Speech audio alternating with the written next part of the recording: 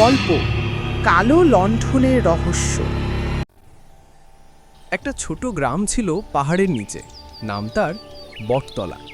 চারপাশে বাঁশঝাড়, মাঝখানে একটা পুরনো রাস্তা যা গ্রামের কেউ সূর্য ডোবার পর পার হতো না, কারণ লোকজন বলতো সেখানে রাতে একটা কালো লণ্ঠন জ্বলে ওঠে। কেউ সেই লণ্ঠনের কাছে গেলে আর ফিরে আসে না। গ্রামের মানুষ বহু বছর ধরে ভয় পেত। কেউ জানতো না লণ্ঠনটা কার, কবে থেকে সেখানে জ্বলে।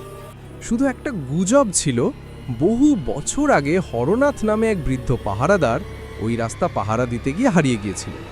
তখন থেকেই নাকি তার আত্মা লণ্ঠন হাতে রাতের অন্ধকারে ঘোরে। গ্রামের বাচ্চারা রাতে গল্প শুনে ভয় পেত, কিন্তু সবার মধ্যে একটিই ব্যতিক্রম। একটা ছেলে মানুষে কৌতূহল নিয়ে বাঁচে রুদ্র, বয়স 10 বছর, চোখে সাহসের ঝিলিক। সে ভাবত সবই বানানো কথা, আমি দেখব সত্যি কি আছে।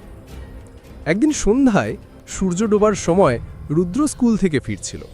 আকাশে কালো মেঘ, বাতাস ঠান্ডা।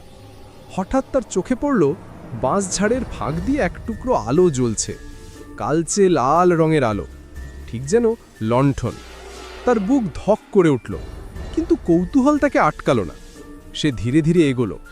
রাস্তার মাঝখানে সত্যি একটা পুরনো লণ্ঠন জ্বলছে, বাতাসে তার আলো দুলছে।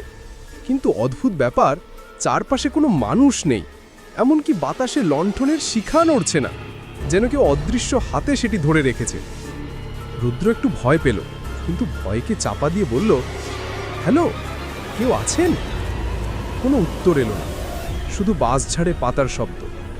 সে আরও কাছে গেল। তখনই হঠাৎ লণ্ঠনের আলো নিভে গেল। পুরো রাস্তা অন্ধকারে ডুবে গেল। রুদ্র থমকে গেল, তার গলার ভেতর শুকিয়ে গেল। ঠিক তখনই কানে এলো একটা ভারী গলা, কেন এসেছো এখানে? রুদ্র ঘুরে দেখল পেছনে দাঁড়িয়ে আছে এক লম্বা কালো ছায়া, চোখ দুটো যেন লণ্ঠনের আগুনের মতো লাল জ্বলছে। ছেলেটি এক মুহূর্তে বুঝল এ নিশ্চয়ই সেই হরনাথ ভূত। সে কাপা গলায় বলল, আমি শুধু দেখতে চেয়েছিলাম সত্যি কি ভূত আছে। ছায়াটা ধীরে ধীরে এগিয়ে এলো। তার পায়ের শব্দ নেই, কিন্তু বাতাস কাঁপছে। তারপর সেই গলা আবার শোনা গেল, আমি খারাপ নই, আমি হারিয়ে গেছি। রুদ্র অবাক হয়ে শুনল। ভূতটা ধীরে বলল, বহু বছর আগে আমি পাহারায় ছিলাম। এক রাতে চোরেরা গ্রামের গরু চুরি করতে এলো। আমি তাদের ধরতে গিয়ে নদীতে পড়ে গেলাম। কেউ জানল না আমি বেঁচে আছি না মরেছি। এখন আমার আত্মা এই রাস্তা পাহারা দেয়, যাতে আর কেউ ক্ষতি না করে। রুদ্রর বুক ভারী হয়ে গেল। সে বলল, তাহলে আমি তোমার জন্য আলো জ্বালাবো। ভূতটা চুপ করে থাকল। কিছুক্ষণ পর তার কালো মুখের ভেতর থেকে হালকা হাসি বেরোল।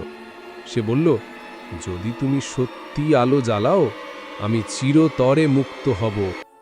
পরের দিন সকালে রুদ্র তার বন্ধুদের নিয়ে গেল বাঁশঝাড়ের পাশে।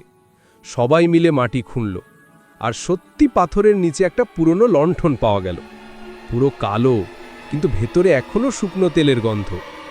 রুদ্র লণ্ঠনটা পরিষ্কার করে তেল দিল, আর সন্ধ্যা নামার আগে সেখানে মোমবাতি জ্বালিয়ে রাখল। সে বলল, এই আলো হরনাথ দাদুর জন্য।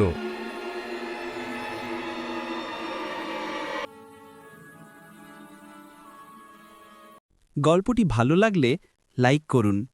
এই রকম আরও অনেক মজার মজার গল্প পেতে চ্যানেলটি সাবস্ক্রাইব করে বেল নোটিফিকেশনটি অন করে দিন। Thank you.